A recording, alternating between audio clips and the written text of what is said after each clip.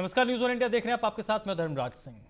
मुख्यमंत्री पुष्कर सिंह धामी ने रूस और यूक्रेन के बीच चल रहे युद्ध के दौरान भारत लौट रहे भारतीयों को लेकर खुशी जाहिर की है।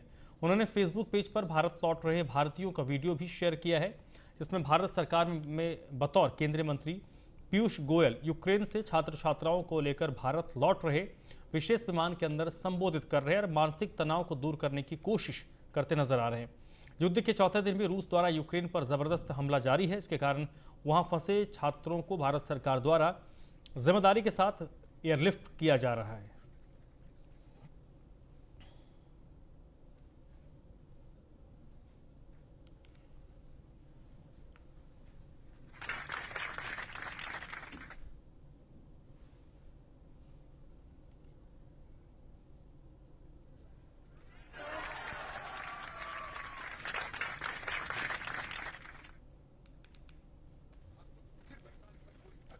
यूक्रेन में फंसे रुद्रप्रयाग के 4 छात्राओं के परिजन दिन रात अपने बच्चों की चिंता में आंसू बहा रहे हैं और भारत सरकार से उनके सकुशल वापस लाने की मांग कर रहे हैं। उनका कहना है कि यूक्रेन में फंसे बच्चे पानी के लिए तरस गए हैं, भूख प्यास से हालात खराब हैं। वहीं जिले के एक और शख्स के यूक्रेन में फंसे होने की जानकारी मिली है और सभी को वापस लाने को लेकर प्रशासन भारत सरकार से संपर्क बनाए हुए हैं। मैं उत्तराखंड के जनपद रुद्रप्रयाग से हूँ। मेरा बेटा भी कीव, यूक्रेन के कीव शहर में है। विगत कई दिनों से रूस और यूक्रेन के बीच युद्ध के कारण सभी भारतीय बच्चे बंकरों में फंसे हैं और मेरी भी कल 1 बजे से अपने बेटे से बात नहीं हो पाई। मैंने इधर उधर और बच्चों से जब संपर्क किया, उनके गार्जियनों से संपर्क किया, तो यह बताया जा रहा है कि लगातार वहाँ पर बमबारी, गोलाबारी, मिसाइल जारी हैं। क्षेत्र में चारों ओर धुआं ही धुआं है। बच्चों के पास पानी भी नहीं है, खाने के लिए राशन भी नहीं है और यही रहा तो एक आध दिन में कुछ बचने वाला नहीं है। हम सभी गार्जियन भारत सरकार से यही निवेदन करते हैं कि एक दिन के लिए दोनों देशों से बातचीत करके हमारे बच्चों को वहाँ से एक बार जो पश्चिमी देश हैं वहाँ तक छोड़ें और जैसे ही व्यवस्था बनती है उन बच्चों को भारत निकालें। रूस यूक्रेन युद्ध में फंसे हजारों भारतीय छात्र भारत वापसी का इंतजार कर रहे हैं और बंकरों में रात गुजारने को मजबूर हैं। इस दुख की घड़ी में क्षेत्र के पूर्व विधायक प्रेमानंद महाजन अमन राय के घर पहुंचे, जो यूक्रेन में फंसे हैं। अमन के परिजनों से बातचीत करते उन्होंने कहा है कि भारत सरकार से वो अनुरोध करेंगे कि जल्द से जल्द देश के बच्चों को सकुशल वापस लाया जाए, क्योंकि छात्र अमन के अलावा कई बच्चे वहां फंसे हैं। वहीं अमन के पिता दीपांकर रॉय का कहना है कि जिस जगह बच्चे मौजूद हैं वहां से रूस का बॉर्डर महज 50 किलोमीटर है भी नहीं है और भारत सरकार भारतीय नागरिकों को रोम के रास्ते निकाले जा रहे हैं, जो हमारे बच्चों से करीब 1400 किलोमीटर की दूरी पर है।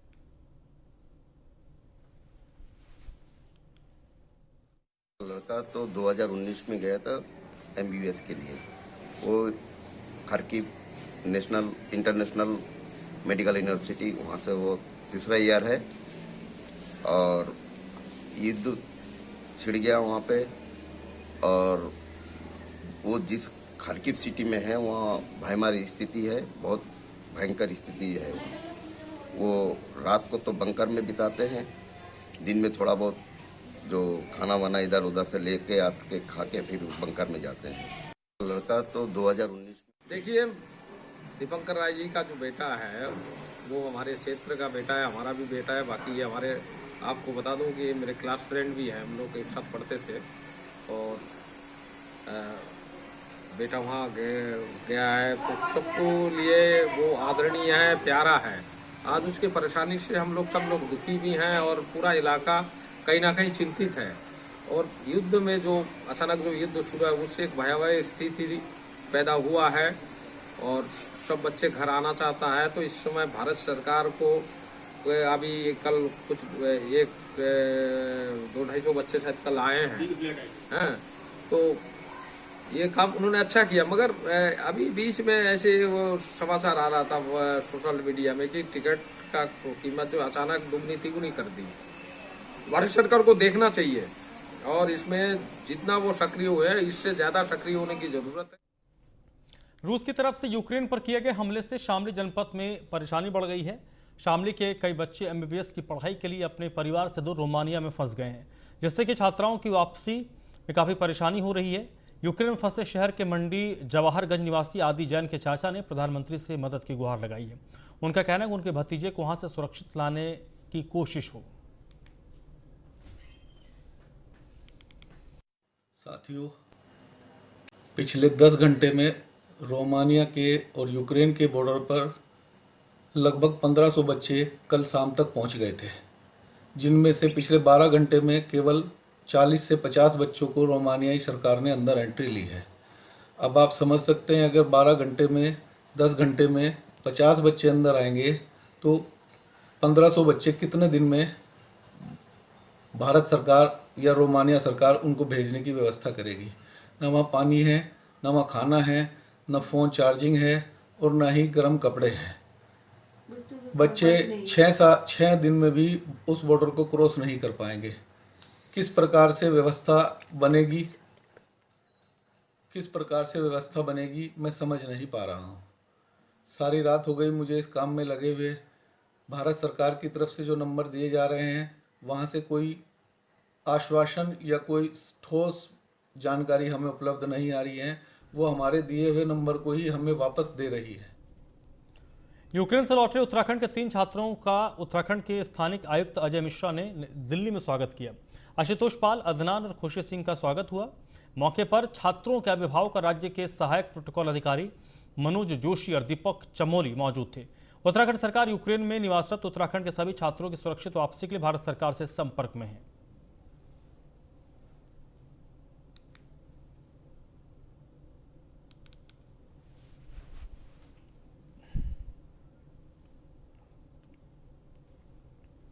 उत्तराखंड विधानसभा चुनाव संपन्न हो चुके हैं, जिसके बाद सभी पार्टियां अपने अपने दावे पेश कर रही हैं। हार और जीत की तस्वीर 10 मार्च को साफ होगी, जब जनता के जनादेश को सार्वजनिक कर परिणाम सबके सामने होंगे। यूं तो उत्तराखंड में बीजेपी और कांग्रेस दोनों ही दल पूर्ण बहुमत का दावा कर रहे हैं। बावजूद इसके बहुमत का आंकड़ा नहीं मिलने पर राजनीतिक दलों की तरफ से प्लान बी की तैयारी भी तेज है।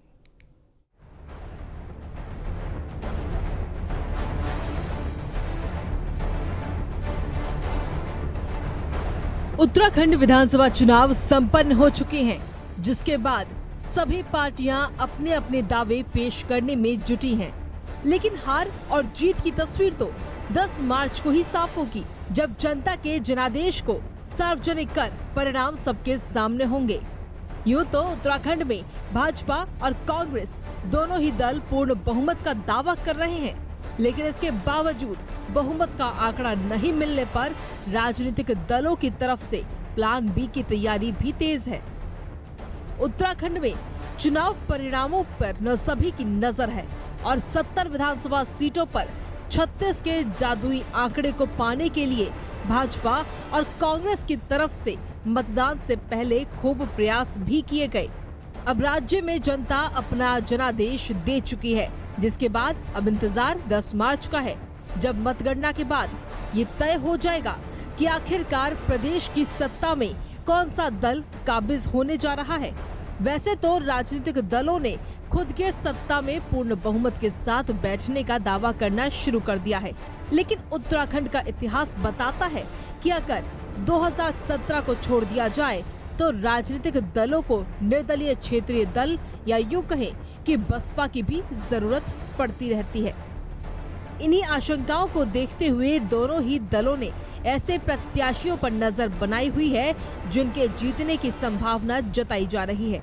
वहीं भारतीय जनता पार्टी के प्रदेश प्रवक्ता रविंद्र जुगरान का कहना है कि वैसे तो राज्य में भाजपा पूर्ण बहुमत से आ रही है, लेकिन फिर भी पार्टी सभी का साथ देगी और निर्दलीय से लेकर यूकेडी और बसपा के साथियों को साथ लेकर सरकार चलाएगी। हम लोग पूर्ण बहुमत में आ रहे हैं, इन सब चीजों की आवश्यकता नहीं पड़ेगी। वो बात अलग है कि विपक्षी दलों, सभी छोटे मोटे दलों से हमेशा संवाद रहता है। चाहे हम सत्ता में भी रहे हों तो विपक्ष का पूरा सम्मान करते हुए, छोटा स्टेट है, आपसी संबंध हैं, मधुर रिश्ते हैं, तो संवाद तो कभी भी टूटा नहीं है। और जिन परिस्थितियों का आप उल्लेख कर रहे हैं वो परिस्थिति तो आने वाली नहीं है। अब बीजेपी अगर पूर्ण बहुमत में जैसा कि आएगी और आने वाली है, आ भी जाके सरकार भी बना लेगी, तो भी यूकेडी है, बसपा है, हमारे और निर्दलीय हैं, इनको तो हमने साथ लेके चलना ही है हमेशा इस राज्य के हित में। आखिर क्षेत्रीय विषमता हो सकता है कि हमको इनको भी हम प्रतिनिधित्व दें उसमें। मामले में कांग्रेस भी पीछे हटने वाली नहीं है। खबर है कि खुद हरीश रावत ऐसे संभावित प्रत्याशियों से सीधे बात कर रहे हैं और पूर्ण बहुमत के दावे के बीच प्लान बी भी तैयार कर रहे हैं। वहीं कांग्रेस के प्रदेश उपाध्यक्ष ज्योत सिंह बिष्ट कहते हैं कि राज्य में कांग्रेस पूर्ण बहुमत से सरकार बनाने जा रही है, लिहाजा उन्हें सरकार बनाने के लिए किसी की भी आवश्यकता नहीं होगी। 10 मार्च को मतगणना के बाद जो चुनाव परिणाम आएंगे उसमें उत्तराखंड में कांग्रेस की भारी बहुमत वाली सरकार बनने जा रही है, लेकिन राज्य के अंदर जो कांग्रेस की समान विचारधारा वाली पार्टी है, चाहे वो बसपा है, आप है या निर्दलीय है, उन सब का भी हम पूरी तरह से सहयोग और समर्थन लेने का विचार रखते हैं, क्योंकि राज्य में विकास में सबकी सहभागिता हो, सबकी राय हो, सबकी भूमिका हो, इसलिए बहुत जरूरी है। और सरकार जब कांग्रेस की बन जाएगी तो उसके बाद विपक्ष के रूप में जब भाजपा बैठेगी तो वो भी जो अच्छी बातें कहेंगे हम उनका भी समर्थन लेने के लिए तैयार हैं। तो वैसे इस समय जो आंकड़े और जो सर्वेक्षण आ रहे हैं वो कांग्रेस की भारी बहुमत वाली सरकार बनने के आंकड़े आ रहे हैं, तो लेकिन उसके बावजूद हम सबका समर्थन लेने के लिए तैयार हैं। पहाड़ में सरकार बनाने के लिए बीजेपी और कांग्रेस की तरफ से तैयारी की जा रही है। ये तैयारी प्लान बी के तहत ही हो रही है। मसलन सरकार बनाने के लिए सियासी गणित अभी से जारी है। अब देखना होगा कि सत्ता में कौन काबिज होता है। Bureau report, news 1 India.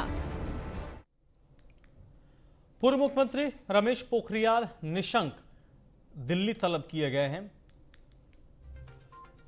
चुनाव के परिणाम से पहले पूर्व मुख्यमंत्री और पूर्व केंद्रीय मंत्री रमेश पोखरियाल निशंक को दिल्ली तलब किया गया है। बीजेपी के राष्ट्रीय अध्यक्ष जेपी नड्डा ने निशंक को दिल्ली बुलाया है और राष्ट्रीय अध्यक्ष के निशंक के दिल्ली बुलाने के बाद सियासी गलियारों में कई तरह की चर्चाएं हो रही हैं। चर्चाओं का बाजार गर्म है।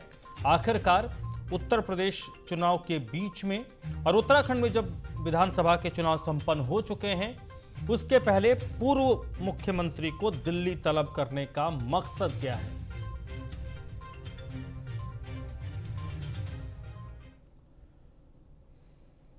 उधम सिंह नगर के जसपुर कोतवाली क्षेत्र से डबल मर्डर का मामला सामने आया है, जहां नत्था सिंह में एक पति ने अपनी सास और पत्नी की पाटल से वार कर हत्या कर दी। सूचना मिलने पर पहुंची पुलिस ने जांच शुरू की है, साथ ही दोनों शवों को अपने कब्जे में लिया है।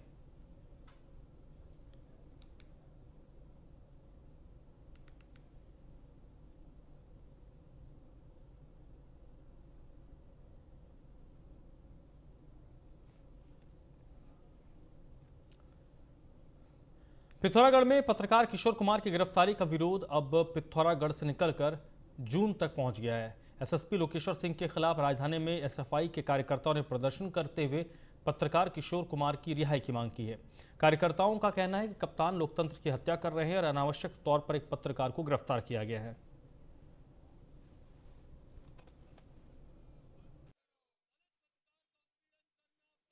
बाईस तारीख को पिथौरागढ़ के एक पत्रकार किशोर ह्यूमन पर पुलिस ने सामाजिक सौहार्द बिगाड़ने का मुकदमा दर्ज किया है। किशोर ह्यूमन ने 18 फरवरी को और 21 फरवरी को 2 रिपोर्टें की। 18 फरवरी की रिपोर्ट में 13 फरवरी को जो चुनाव से पहले वहां एक दलित एक्टिविस्ट, दलित कार्यकर्ता रामी राम की हत्या हुई, उस पर उन्होंने सवाल उठाया। और 21 फरवरी की रिपोर्ट में एक दलित पिता का दर्द उन्होंने बयां किया, जिसका आरोप है कि उसकी बच्चियों के साथ बलात्कार हुआ और पुलिस कार्रवाई नहीं कर रही है। पुलिस ने कहा कि ये सामाजिक सौहार्द को बिगाड़ने की घटना है। हम पिथौरागढ़ के एसपी लोकेश्वर सिंह से पूछना चाहते हैं कि रामी राम की हत्या सामाजिक सौहार्द को कायम करने वाली घटना थी, या जो दलित पिता ये आरोप लगा रहा है कि उसकी बच्चियों के साथ रेप हुआ, क्या वो सामाजिक सौहार्द को कायम करने वाली घटना थी? तो ये एकदम बकवास बात है कि सामाजिक सौहार्द बिगाड़ने की कोशिश की जा रही है।